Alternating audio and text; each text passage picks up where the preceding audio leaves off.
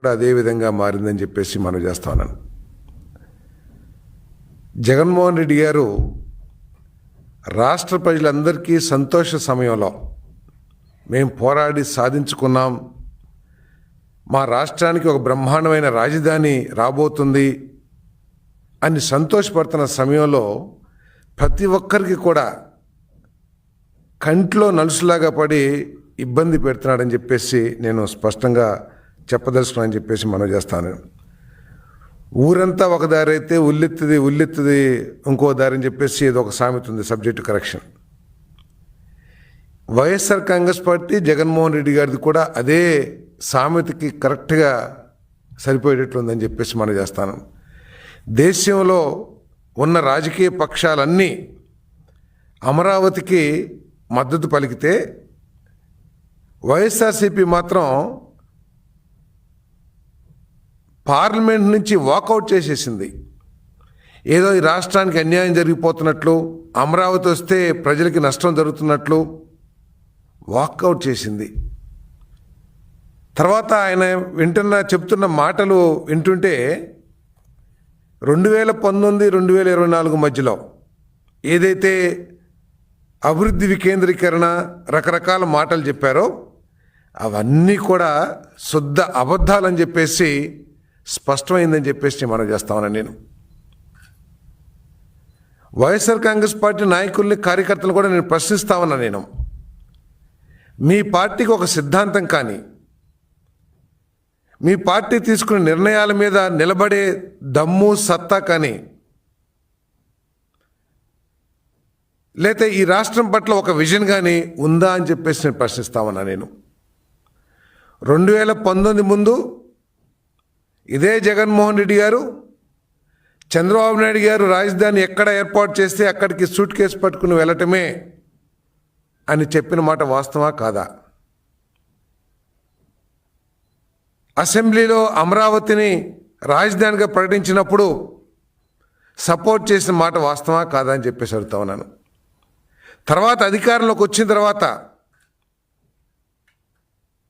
అభివృద్ధి వికేంద్రీకరణ రకరకాల మాటలతో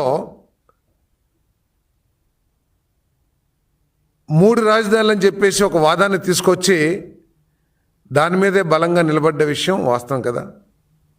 ప్రజాస్వామ్యంలో న్యాయ నిర్ణేతలు ప్రజలే. 5 సంవత్సరాలు మనం ఎన్ని చేసినా కూడా 5 సంవత్సరాల్లో మన ఆలోచనలు కానివ్వండి, మన విధానాలు కానివ్వండి ఆమోదించాల్సింది ప్రజలే. ఈ రాజధాని విషయంలో ప్రత్యేకంగా 3 రాజధానులని విధానం ఏదైతే తీసుకొచ్చావో దాన్ని ప్రజలు తిరస్కరించడమే కాదు చేత్కరించారు. మీ నాయకుడు జగన్మోహన్ రెడ్డి గారి ఆలోచన ఏదైతే ఉందో 3 రాజధానులు అని చెప్పేసి దాన్ని చేత్కరించడమే కాకుండా తిరస్కరించారు. తిరస్కరించిన తర్వాత ఎన్నికలు అయిపోయిన తర్వాత మేము ప్రజల భావాన్ని అర్థం చేసుకోలేదని చెప్పేసి చెప్పినప్పుడు సరే వాళ్ళు ఏదో మదన పడుతున్నట్టున్నారులే, వైసీపీ వాళ్ళు కొద్ది బుద్ధి మార్చుకుంటున్నట్టున్నారులే అని ప్రజలు అనుకున్నారు. కానీ ఈరోజు ఏదో మావిగన్ అని చెప్పేసి మనందరం కూడా ఈ జనరేషన్ వాళ్ళందరూ కూడా తుగ్లక్ అని పేరు విన్నాం తప్పితే తుగ్లక్ చేష్టలు ఏ విధంగా ఉంటాయో ఎవరు కూడా చూడాల. కానీ ఈ తరానికి ఆ అనుభవాన్ని జగన్మోహన్ రెడ్డి గారు మిగిల్చారని చెప్పేసి నేను మనవి చేస్తా ఉన్నాను. అంటే అసలు జగన్మోహన్ రెడ్డి గారికి ప్రజల అభిప్రాయాన్ని గౌరవించే ఆలోచన కానీ బాధ్యత కానీ ఉందా లేదా అని చెప్పేసి ప్రశ్నిస్తా ఉన్నా. నేను ఎంతసేపు తను చెప్పిన దానినే ప్రజలు ఆమోదించాలి, కార్యకర్తలు ఆమోదించాలి అనే ఒక మూర్ఖత్వపు ఆలోచన తప్పితే నువ్వు చేసే ఆలోచనలో తప్పు ఉందా లేదా అని చెప్పేసి ఎప్పుడన్నా ఆలోచించుకుంటారా అని చెప్పేసి నేను ప్రశ్నిస్తా ఉన్నా. నేను ఇది కేవలం అమరావతి అనేది కేవలం రాజధాని మాత్రమే కాదు, 5 కోట్ల మంది ఆంధ్రుల ఆత్మగౌరవం. ఎందుకంటే రాష్ట్రాన్ని విభజించినప్పుడు అన్యాయంగా, అక్రమంగా రోడ్డు మీద నిలబెట్టినట్లు ఒక రాజధాని లేకోకుండా మనల్ని విభజించేశారు. ఆ సందర్భంలో నేను అప్పుడు కూడా మంత్రిగా ఉన్నాను రాష్ట్రాన్ని విభజించినప్పుడు. ఏ రాజకీయ నాయకుడికి కూడా అసలు రాజధాని ఏ విధంగా డెవలప్ చేయాలి అనే ఆలోచన, ఇటువంటి ఆలోచన లేదని చెప్పేసి మనం చేస్తాను.